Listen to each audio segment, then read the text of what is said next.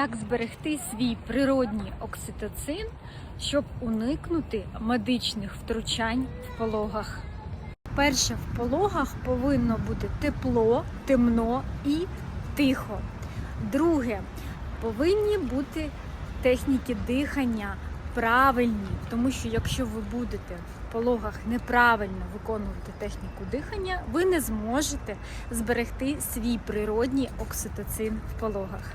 Якщо ви хочете дізнатися, яке дихання допомагає запустити родову діяльність, пишіть мені в Дірект цифру 3, і я відправлю вам безкоштовне відео, по якому ви дізнаєтесь, яке дихання допомагає зберегти природній окситоцин в пологах.